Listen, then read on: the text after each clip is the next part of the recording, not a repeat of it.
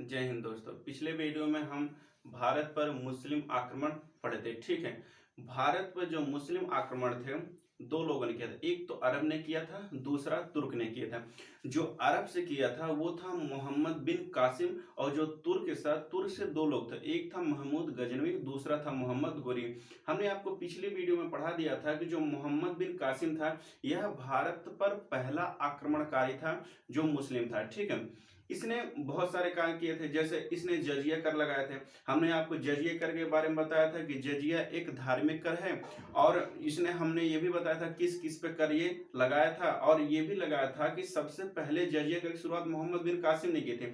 इसके बाद ब्राह्मणों पे जजिया कर नहीं लगाया था, तो ब्राह्मणों पे जजिया कर लगाने वाला कौन शासक था? वो था फिरोज शाह तुगलक। इसके बाद जब अकबर आया तो जजिया को पूरे मतलब जजिया कर को समाप्त कर दिया था। इसके बाद फिर जब औरंगजेब आया दोबारा से फिर जजिया कर को शुरुआत कर दी। इसके बाद फिर बाद में मोहम्मद शाह रंगीला आया जो कि पूरी तरह से जजिया का समाप्त किया था। इसके बाद हमने तुर्क से बताया था कि जो मोहम्मद गोरी था। ठीक है, इसके बाद जो हमारा महमूद गजनवी था, हमने बताया था कि महमूद गजनवी के समय बहुत सारे इतिहासकार आए थे। महमूद गजनवी का एक आक्रमण बहुत प्रसिद्ध था, जो कि कौन था कि 1025 में उसने सोमनाथ मंदिर को लूटा था। इसके बाद जो मोहम्मद गोरी था, देखो जब मोहम्मद गोरी तो यहाँ से लूटा उसने, जब यहाँ से लूटा तो उसने जो था उसके गुलाम बहुत सारे थे, तो उसके गुलाम जो थे यहीं पे छूट गए थे। तो उसका जो पहला गुलाम था वो था कुतुबुद्दीन ऐबक। ठीक है, तो जो कुतुबुद्दीन ऐबक था वह भारत में ही उसको छोड़ दिया। ठीक है, और मोहम्मद गोरी चला गया। तो जब मोहम्मद गोरी चला गया तो जब कुतुबुद्दीन ऐबक को उसने छोड़ा तो इसने क्या किया, ये गुलाम था तो इसने कहा कि भैया हमारे मालिक हमको छोड़ के गए हैं, तो इसने ही क्या किया, गुलाम वंश की स्थापना कर दी। तो भारत में रह के कुतुबुद्दीन ऐबक ने क्या किया, गुलाम वंश की स्थापना कर दी। ठीक है, इसके बाद फिर बहुत सारे ऐसे वंश आते चले जाएंगे। ठीक है, तो पहला जो था गुलाम वंश वो 1206 ईस्वी से लेकर 1290 ईस्वी तक चला। ठीक है, तो इस गुलाम वंश में बहुत सारे राजा होंगे। ठीक है, तो उन सभी राजाओं को हम एक एक करके क्या करेंगे, पढ़ेंगे। ठीक है, तो गुलाम वंश था, जो गुलाम वंश का संस्थापक कौन था? तो गुलाम वंश का जो संस्थापक था वो था कुतुबुद्दीन ऐबक। ठीक है,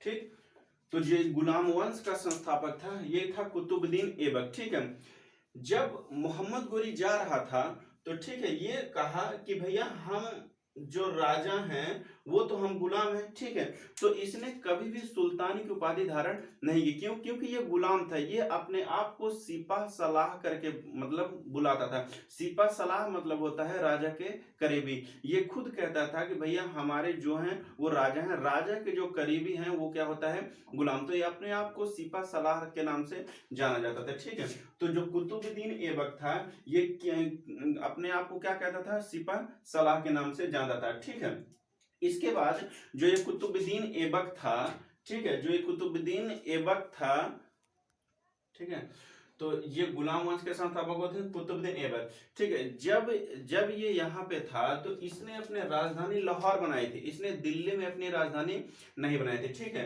तो ये अपने आप को सिपा सलाह कहता था। सिपा सलाह मतलब बताया जो राजा के करीबी हो उसे कहते हैं सिपा सलाह। ठीक है, इसका एक सेनापति था बख्तियार खिलजी। बख्तियार, देखो खिलजी तो वंश दूसरा हो जाएगा, पर इसका नाम था बख्तियार खिलजी। इसी ने क्या किया था, नालंदा जो विश्वविद्यालय है, नालंदा विश्वविद्यालय किसने चलाया था, बख्तियार खिलजी ने, जो कि किसका सेनापति था, यह कुतुबुद्दीन ऐबक का सेनापति था। ठीक है, इसके बाद इसे हातिम भी कहा जाता था। ठीक है, यह कुरान का बहुत बड़ा क्या था, ज्ञाता था। इसीलिए जब ये कुरान पढ़ता था ना तो बहुत अच्छे ढंग से कुरान को पढ़ता था, इसीलिए इसे कुरान खां भी कहा जाता है। ठीक है, और यह जनता में इतना घुल मिल गया था कि इसको लोग जो थे मतलब ये दान बहुत करता था। जब ये दान बहुत करता था तो इसीलिए इसे क्या कहा जाता था, लाख बख्श के नाम से जाना जाता। ठीक है, तो हमने पढ़ा जो गुलाम वंश का संस्थापक कौन है, कुतुबुद्दीन ऐबक। इसने अपनी जो राजधानी बनाई थी, इसने राजधानी अपनी क्या बनाई थी, लाहौर बनाई थी, और ये अपने आप को सिपा सलाह कह देता है। ठीक है, आइए फिर और इसके बारे में हम पढ़ते हैं। ठीक है, आइए अब हम समझते हैं जो कुतुबुद्दीन ऐबक था इसने क्या क्या किया था, ठीक है। इसने 2.5 दिन का झोपड़ा बनवाया था। 2.5 दिन का झोपड़ा जो है ये 2.5 दिन का झोपड़ा नहीं है, ये 2.5 दिन का झोपड़ा जो बनाया था ये एक मस्जिद है, ठीक है। कहाँ बनवाया था, ये अजमेर बनाया था, ठीक है। देखो कुतुब मीनार की नींव किसने रखी, इसी ने कुतुबुद्दीन ऐबक ने किसका नींव रखा था, कुतुब मीनार का। तो जो कुतुब मीनार का नींव रखा था ये किसने रखा था, कुतुबुद्दीन ऐबक। जबकि पूरा किसने करा था, इल्तुतमिश। देखो इल्तुतमिश भी कुतुबुद्दीन ऐबक का क्या था, गुलाम था। बात समझ में आई, ठीक है। इसके बाद जो उसमें मरम्मत होती है, तो जो मरम्मत का पूरा कार्य किसने कराया था, फिरोज शाह तुगलक, ठीक। कुतुब मीनार की नींव किसने रखी, कुतुबुद्दीन ऐबक। कुतुब मीनार का पूरा कार्य किसने कराया था, वो था इल्तुतमिश, ठीक। और पूरी तरह से मरम्मत जो था वो किसने कराया था, फिरोज शाह तुगलक, ठीक है। और इसने जो कुतुबुद्दीन ऐबक था, पहला जो मस्जिद है कुतुब उल इस्लाम, इसने एक दिल्ली में मस्जिद बनवाई, उस मस्जिद का नाम था कुतुब उल इस्लाम, ठीक है। और ये मरा, देखो ये राजधानी भी इसने लाहौर में बनाई थी, और इसकी मृत्यु भी हुई थी कहाँ पे, लाहौर में मर, ठीक है, ये मर गया था। इसके बाद जो इसका मकबरा है वो भी कहाँ है, लाहौर में। देखो ये इसकी मृत्यु कैसे हुई थी ये पूछता है। जो इसकी मृत्यु हुई थी वो चौगान खेलते वक्त हुई थी। चौगान एक प्रकार का ऐसा खेल है जो घोड़े पे चल के जाते हैं और हाथी से मारते हैं, तो उसी से क्या हो गया, ये खेल रहा था, तो ये चौगान खेलते समय इसकी क्या हो गई, मृत्यु हो गई, ठीक है। हो गया, ठीक है। हम कुतुबुद्दीन ऐबक के बारे में सारी चीजें पढ़ ली। हम देखो इसके बाद जो अगला शासक है वो था आराम शाह। देखो नाम से ही लग रहा है आराम शाह, तो यह एक अयोग्य शासक था। क्यों, क्योंकि किसी भी वंश में कोई राजा बहुत अच्छा होता है तो कोई ज्यादा खराब होता है, तभी तो अगला वंश का क्या होता है, उत्पत्ति होता है। तो आराम शाह 1210 से लेकर 1211 था, तो ये एक अयोग्य शासक था, ठीक है। इसके बाद शासक है इल्तुतमिश, ठीक है। तो इल्तुतमिश ने क्या किया, आराम शाह को मार दिया, जो कि ऐबक का क्या था, पुत्र था। तो जब इल्तुतमिश ने इसको मार दिया तो 1212 से लेके 1236 में इल्तुतमिश ने क्या किया, गुलाम वंश को संभाला, ठीक है। तो जब ये गुलाम वंश जब ये संभाला था, ठीक है, तो इसने राजधानी अपनी दिल्ली बनाई थी, जबकि कुतुबुद्दीन अपनी राजधानी कहाँ बनाई थी, लाहौर बनाई थी। तो इसीलिए दिल्ली का जो वास्तविक संस्थापक है वो किसे माना जाता है, इल्तुतमिश को, या फिर गुलाम वंश का वास्तविक संस्थापक किसे माना जाता है, ये इल्तुतमिश माना जाता है। क्यों, देखो क्योंकि उस समय जो दिल्ली पे राज करता था वो समझो पूरे भारत पे राज करता था, जबकि जो कुतुबुद्दीन ऐबक था वो सिर्फ लाहौर में अपनी राजधानी में, तो लाहौर में राज करता था, ठीक है। तो इसीलिए जब इल्तुतमिश आया तो इल्तुतमिश ने लाहौर राजधानी ना बना के उसने दिल्ली बनाई, और जब इसने दिल्ली राजधानी बनाई तो इसीलिए कहा जाता है गुलाम वंश का वास्तविक संस्थापक किसे माना जाता है, इल्तुतमिश को माना जाता है। जबकि को अगर पूछेगा गुलाम वंश के संस्थापक किसे कहा जाता है तो वो कुतुबुद्दीन ऐबक को कहा जाता है, ठीक है। अब ये इल्तुतमिश ये बहुत ही योग्य शासक था, ठीक है। इसने अपनी राजधानी कहाँ बनाई थी, दिल्ली। देखो जब गौरी जा रहा था ना तो गौरी के 3 गुलाम थे, एक तो था कुतुबुद्दीन ऐबक जो हमने पढ़ा दिया था, दूसरा था एल्दौज और तीसरा था कुबाचा, ठीक है। तो कुबाचा ज्यादा वो नहीं था, वो इन सब चीज में नहीं था कि हमें राज करना है नहीं करना है, इसमें सबसे खतरनाक था एल्दौज।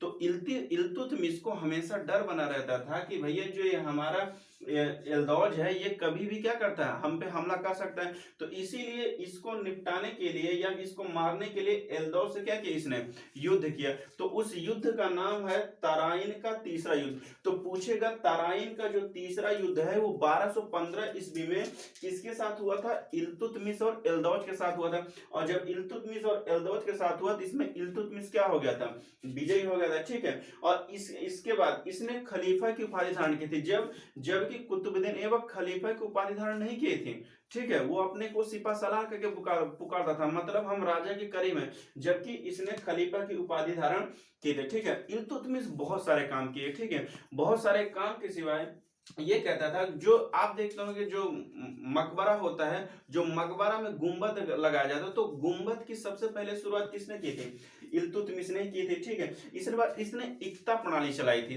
इसने क्या चलाई थी, इक्ता प्रणाली। ये इक्ता प्रणाली क्या होता है, जैसे आज हम किसी को काम करते हैं तो उसके बदले हम वेतन देते हैं, पर इल्तुतमिश ने कहा भैया कि हम वेतन के बजाय हम आपको जमीन देंगे, ठीक है।